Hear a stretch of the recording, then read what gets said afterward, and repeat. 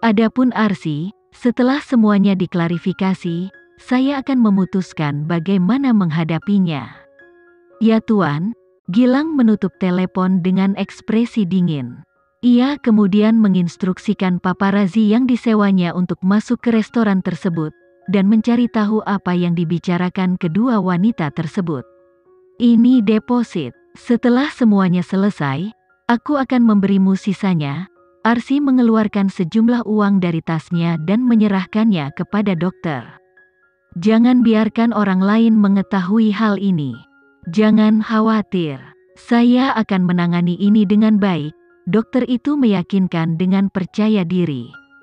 Satu-satunya alasan mengapa dia begitu percaya diri adalah karena seluruh ruang operasi mengikuti rencana tersebut. Mereka semua sepakat untuk tutup mulut demi uang.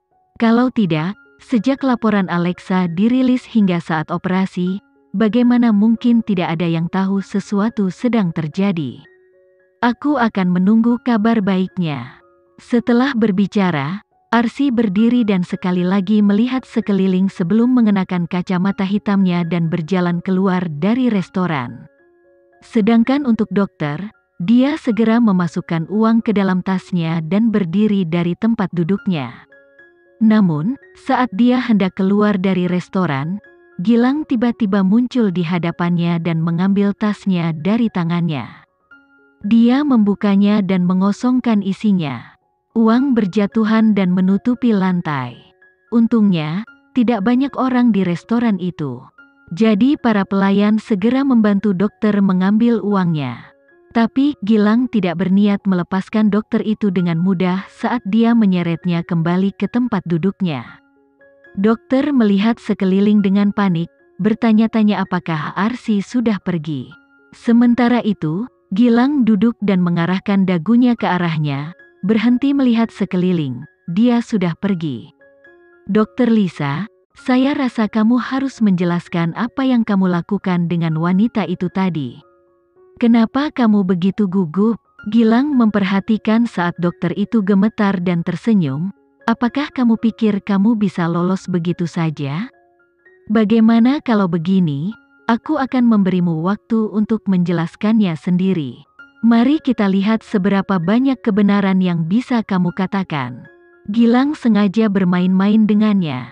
Apalagi saat melihat dahi sang dokter dipenuhi lapisan keringat, bibirnya melengkung ke atas membentuk senyuman mengejek.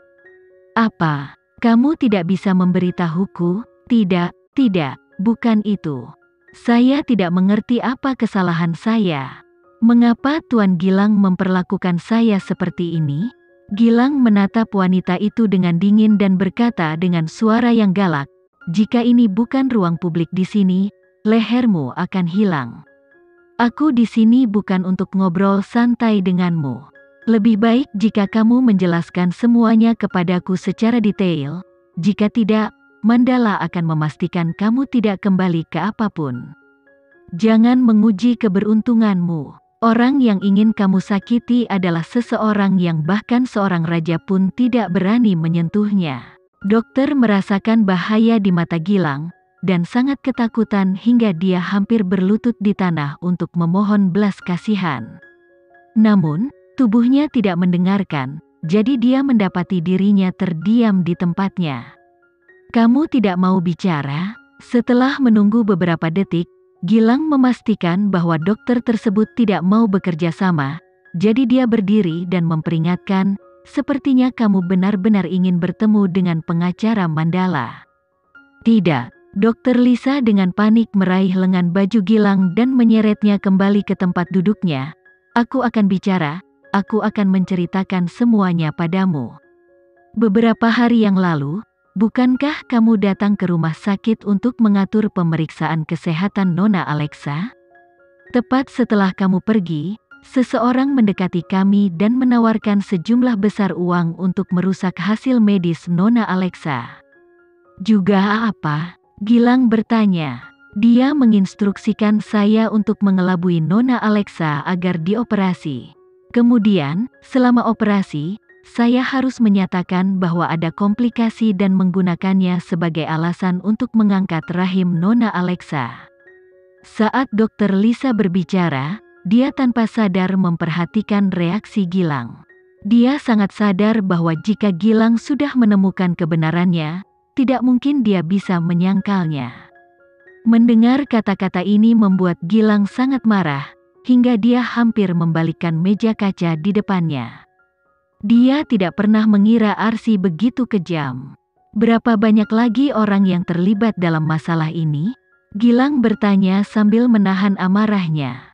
Dokter Lisa merasa mustahil untuk membela diri terhadap aura Gilang yang mengancam, jadi dia rela memberikan nama semua orang yang terlibat. Yang paling penting, dia juga menyebutkan nama yang dikenalnya, dalang dibalik seluruh skema Ibu Linda. Tuan Gilang, tolong lepaskan saya. Itu hanya kebodohan sesaat. Biarkan kamu pergi. Tatapan Gilang sangat dingin. Tentu saja aku bisa melepaskanmu, tapi kamu harus setuju untuk bekerja sama dan terus melanjutkan tindakan ini. Jadi, selama aku bekerja sama, kamu akan melepaskanku. Dokter sepertinya melihat secercah harapan saat matanya berbinar. Tentu saja, jawab Gilang dengan serius. Namun, bahkan jika dia melepaskan orang-orang ini, itu tidak berarti Kenzi akan melakukannya. Oke, kalau begitu, bagaimana kamu ingin aku bekerja sama? Bagaimana dia bisa bekerja sama? Dia akan memastikan bahwa tidak ada orang yang terlibat akan melarikan diri. Namun, Gilang tidak bertindak sembarangan. Setelah berurusan dengan Dokter Lisa, dia menuju ke lokasi syuting The Lost Relative. Begitu dia melihat Kenzi, Gilang ragu sejenak untuk mengatakan yang sebenarnya kepadanya. Dia tidak pernah membayangkan seorang wanita bisa begitu jahat. Jadi, dia tidak tahu bagaimana reaksi Kenzi setelah mendengar keseluruhan ceritanya. Bicaralah. Ada apa? Gilang tidak bersuara, tapi itu tidak berarti Kenzi tidak menyadarinya. Gilang sedikit terkejut, tapi dia dengan hormat mendekati Kenzi dan menjelaskan, aku sudah mengungkap kebenarannya. Apa itu? Setelah beberapa saat, Gilang berhasil mengingat keseluruhan ceritanya kepada Kenzi. Selain itu, dia juga menambahkan sedikit asumsinya sendiri. Saya melakukan penyelidikan lebih lanjut dan menemukan bahwa Arsy pergi ke rumah sakit yang sama untuk pemeriksaannya. Saya berasumsi dia melihat saya di rumah sakit dan mengetahui bahwa Nyonya ingin memeriksa kesehatan, jadi dia membayar biaya dokter untuk melaksanakan rencananya. Adapun motif utamanya, dia tidak hanya ingin menyebarkan rumor bahwa Nyonya untuk sementara tidak bisa hamil, dia sebenarnya ingin rahim Nyonya diangkat agar dia tidak pernah bisa hamil. Kenzi diam-diam mendengarkan hasil penyelidikan Gilang dan memberitahu, Arsy sudah kembali ke rumah tangga Geraldine. Kalau begitu, itu menjelaskan mengapa Arsy berbuat begitu banyak untuk berkomplot melawan Nyonya. Gilang menyatukan temuan-temuan itu. Dia jelas menggunakan skema khas untuk memperjuangkan favoritisme. Dia takut jika Alexa juga hamil, kakeknya tidak akan merasa kasihan padanya, dan menghalangi dia untuk kembali ke rumah tangga Geraldine. Kalau begitu, apa langkah kita selanjutnya? Mari kita atur agar operasinya dilanjutkan, dan menyesatkan Arsy percaya bahwa rahim Alexa telah diangkat. Setelah itu, aturlah kunjungan ke rumah sakit untukku. Aku ingin pergi ke rumah sakit secara pribadi dan mengejar sejumlah hutang. Mengenai berurusan dengan Arsy, saya ingin kamu mengundang keluarga Geraldine ke rumah sakit untuk pertunjukan yang bagus tanpa sepengetahuan Arsy. Dengan kata lain, Kenzi ingin semua orang melihat Arsy yang sebenarnya dengan menontonnya tampil seperti badut. Pemikiran itu cukup memuaskan. Gilang menyeringai saat dia melakukan apa yang diinstruksikan. Dia selalu terkesan dengan metode Kenzi. Kali ini, mereka berdua bisa menangani orang-orang dari rumah sakit dan memperingatkan keluarga Geraldine untuk berhati-hati. Ini adalah hasil terbaik. Sesaat kemudian, Alexa selesai syuting dan melihat Gilang berdiri di samping Kenzi. Dia langsung tahu bahwa hasil penyelidikan sudah masuk. Jadi dia segera berlari ke arah kedua pria itu dan bertanya, "Apakah kamu sudah tahu siapa penghasutnya?" Gilang melirik Kenzi. Melihat Kenzi tidak mengatakan apapun untuk menghentikannya, Gilang mengangguk, "Ya. Siapa ini? Arsy. Apalagi yang dia rencanakan?"